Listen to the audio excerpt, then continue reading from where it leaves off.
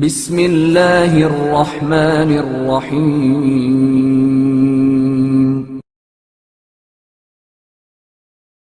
مصیبت پر صبر کرنے کا اجر۔ ام المومنین حضرت ام سلمہ رضی اللہ تعالی عنہا بیان فرماتی ہیں کہ ایک دن میرے شوہر ابو سلمہ رسول خدا صلی اللہ علیہ وآلہ وسلم کی خدمت سے اٹھ کر گھر آئے تو کہنے لگے کہ میں نے آج پیغمبر خدا صلی اللہ علیہ وآلہ وسلم سے ایک حدیث سنی جو مجھے بہت پسند آئی ہے۔ آپ صلی اللہ علیہ وآلہ وسلم نے فرمایا، اگر کبھی کسی مسلمان پر مصیبت آئے تو اسے چاہیے کہ انا للہ و انا الیہ راجعون کہے اور اس کے بعد یہ دعا مانگے، اللہم اجرنی فی مصیبتی واخلف لی خیرن، خدایا مجھے اس مصیبت کا اجر دے اور مجھے اس کا نعم البدل عطا فرما۔ تو اللہ تعالی مصیبت زدہ انسان کو اجر دیتا ہے اور سلب شدہ نعمت سے بھی بہتر نعمت عطا فرماتا ہے۔ حضرت ام سلمہ رضی اللہ تعالی عنہا کہتی ہیں کہ میں نے اس دعا کو یاد کر لیا اور جب میرے شوہر ابو سلمہ کا انتقال ہو گیا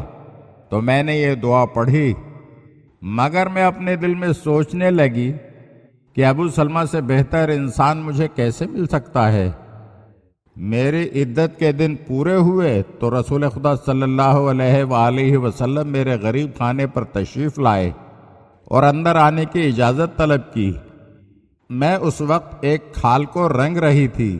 میں نے اپنے ہاتھ دھوئے اور رسول خدا صلی اللہ علیہ وآلہ وسلم کے لیے ایک گدا بچھایا جس میں کھجور کے پتے تھے۔ آپ صلی اللہ علیہ وآلہ وسلم اس گدے پر بیٹھ گئے اور پھر آپ صلی اللہ علیہ وآلہ وسلم نے مجھ سے نکاح کی خواہش کا اظہار کیا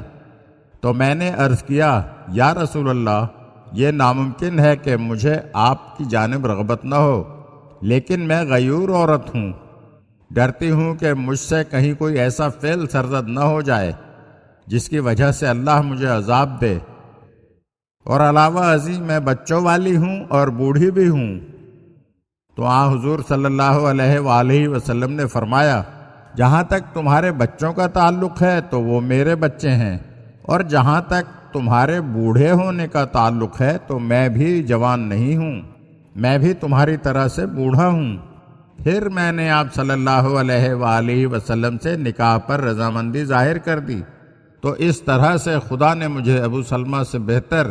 رسول خدا صلی اللہ علیہ وآلہ وسلم جیسا شوہر عطا فرما دیا۔